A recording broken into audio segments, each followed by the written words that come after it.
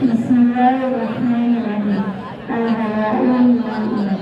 Yang saya hormati Bapak Kepala Sekolah, Bapak Sayyid SPD, dan Bapak Ibu Guru staf tata usaha yang saya cintai. Yang saya banggakan teman-teman sekalian. Marilah kita panjatkan puji syukur kehadirat Allah Subhanahu wa Ta'ala yang telah memberikan kita nikmat iman, Islam dan ihsan. Salawat dan salam semoga senantiasa tercurah kepada junjungan kita Nabi Muhammad Sallallahu Alaihi Wasallam yang telah membawa kita dari zaman kegelapan menuju zaman pencerahan. Sebelumnya izinkan saya memperkenalkan diri. Saya dari Salah Mengganti perwakilan dari kelas 81 yang akan menyampaikan pidato pada pagi hari ini. Hadirin semuanya, pada kesempatan yang berbahagia ini, izinkan saya menyampaikan pidato dengan tema pergaulan bebas musuh terbesar remaja. Sebenarnya banyak hadis dan ayat Al-Quran yang membahas tentang pergaulan bebas. Tapi saya mengambil hadis tentang rasa malu, karena malu itu sebagian daripada iman sesuai hadis yang saya bacakan di atas. Al-Haya'un wal-Iman. Hadis riwayat Muttafaq alaih. Jika kita punya rasa malu, maka kita tidak akan melakukan hal-hal yang dilarang oleh Allah Subhanahu wa Ta'ala. Salah satunya pergaulan bebas. Dengan adanya rasa malu menyebabkan kita mempunyai iman. Teman-teman yang saya sayangi, kita semua tahu bahwa remaja adalah masa transisi dari anak-anak menuju dewasa. Masa ini adalah masa yang penuh dengan tantangan, godaan, dan peluang.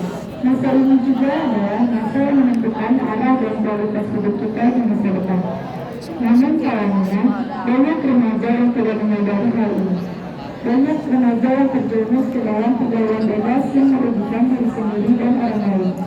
Pergaulan bebas adalah perilaku yang melanggar norma agama, hukum, dan moral, seperti pacaran, menikah sama jenis atau kaum yang berzina, minum-minuman keras, narkoba, tawuran, dan lain-lain. Pergaulan bebas adalah musuh terbesar remaja. Mengapa demikian? Karena pergaulan bebas dapat menimbulkan dampak negatif yang sangat besar, antara lain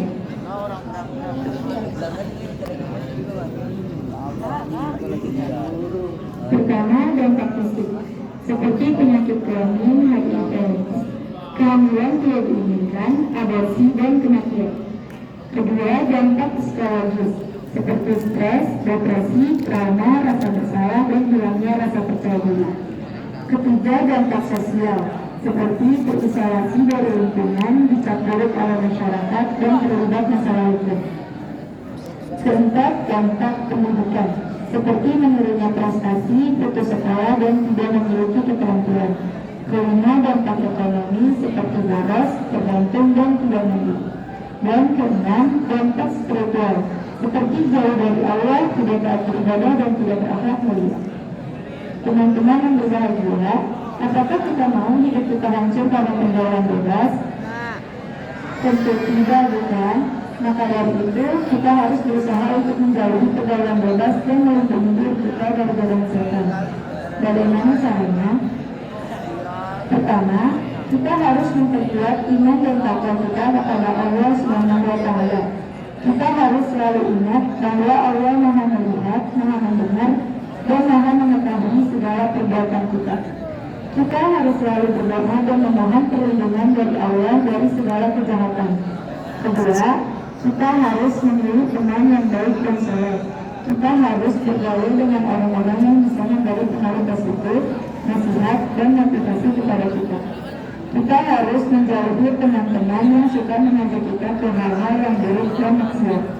Ketiga, kita harus mengisi waktu luang kita dengan kegiatan yang bermanfaat dan produktif. Kita bisa mengikuti kegiatan ekstrakurikuler di sekolah, organisasi kemasyarakatan, atau hobi yang positif. Kita juga bisa belajar, membaca, atau berolahraga untuk meningkatkan pengetahuan dan kesehatan kita. Itulah beberapa cara yang bisa kita lakukan untuk menjauhi pergaulan bebas dan menyelamatkan masa depan kita. Saya berharap kita semua bisa menjadi remaja yang beriman, berilmu, berakhlak, dan berprestasi. Akhir kata, saya mohon maaf jika ada kesalahan dan kekurangan dalam pidato saya. Semoga pidato saya bermanfaat dan menjadi inspirasi bagi kita. Islam. Terima kasih atas perhatian. Assalamualaikum warahmatullahi wabarakatuh.